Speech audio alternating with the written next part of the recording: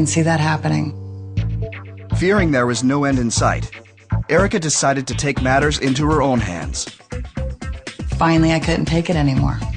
So I left, and I took Josh with me. And that meant hitting the road. You can't live in your penthouse in the French Quarter anymore, ever. You can't have all the comforts of life that you have because money was really scarce. The day that she made the decision to leave, it was as though everyone she had ever known in her life all died on the same day. Coming up. One of my neighbors did see his picture in the post office, and I just kept telling her, no, you didn't. No, you didn't see that. When Women on Top returns.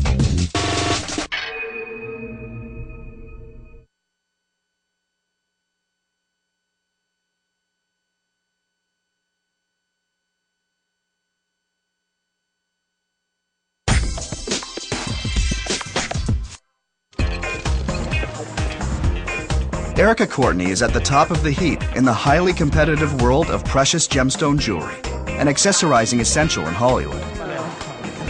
Oscar-worthy, gorgeous. But even those who have to outfit Oscar attendees have to meet red carpet standards themselves.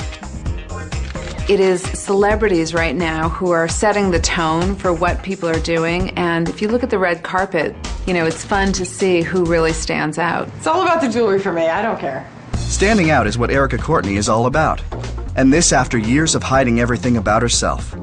For her to maintain the kind of fame and respect that she has over the years is pretty unusual in LA.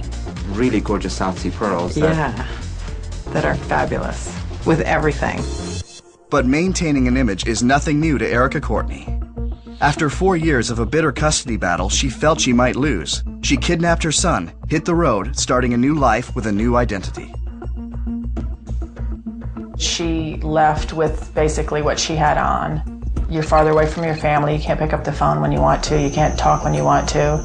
Leaving like that is like having a mass funeral. Imagine you can never talk to your mother again, your sister again, all your friends. Inspired by a popular soap opera, she changed her name to Erica Courtney. She had to cut herself completely off from the past and had to be self-sufficient.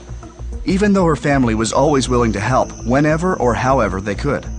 I had to rely on the kindness of my family to send money when they could because they were being watched by the police department. This was no ordinary escape. Not only was Erica crossing state lines, she was also crossing into a world she had no experience with. I didn't have a social security number to work, plus I felt very insecure and afraid to work. I've never had to have $10 for a week or two to see how far that could go. Erica was aiming for Santa Fe, but was running out of money at an astonishing rate. The resources she did have only got her as far as Dallas. I thought, well, if downtown Dallas is beautiful, we'll stay. But it wasn't the only reason. After bouncing through a number of odd jobs, her abiding interest in keeping up with her creative hobbies soon changed everything. One day, I took apart old jewelry with the Austrian crystals in it and glued it on a pair of sunglasses. And somebody wanted to buy them. And her friends loved it and wanted one and wanted two and wanted four, and next thing you know, she started making them. And in a rare telephone conversation with her mother, Erica mentioned the sunglasses. My mom is just like, okay, that's your thing. You're a designer now. You just go do it. Well, after I didn't do it for a while, she cut me off. It was the best thing that ever happened to me because then I had to do it. What she was doing was gluing together decorative ornaments on established jewelry, and to everyone's surprise, the novel approach took off. She was working out of a one-bedroom apartment. She had orders coming in and a little bit frantic and had a small son and needed help. I turned 8 that year. She was tinkering on her kitchen table, doing with the watches and the sunglasses. She was really one of the hottest designers back when she just started. And then all of a sudden, there was 5 girls in my apartment working in there, one doing the books, one shipping stuff out, and it was crazy. That made it really easy to work overtime and get up there early in the morning because we worked nonstop. And all the while, Erica was still a wanted woman. To her horror, Josh's face started to appear on milk cartons and missing kids posters.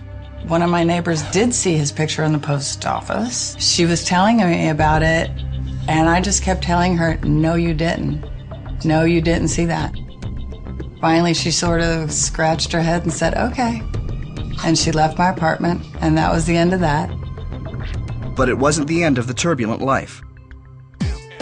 After 6 years in Dallas, Erica felt secure enough in her new identity to start openly returning to everyday normalcy, including the prospect of love with a touring road musician from California. Felt like it was love at first sight. And when he left, it took me about 1 minute to think, I'm leaving. I'm going to LA, and whoever wanted to go, I said, well, jump in the truck, let's go. I'm moving. And move she did, hungry for a new life, risking exposure to the authorities all over again. There is no thinking about how I'm gonna break in. That was like the last priority on my list. The biggest priority was just kind of staying afloat. In other words, making a living. Her designing success in Dallas meant nothing in the City of Angels. For Erica, it was back to the drawing board. I went and got some wax to do my own wax models, and I just started writing love notes on the wax and in the rings and on the earrings and all stuff I was gonna throw away. And one of the girls that worked with me came over and said, wow,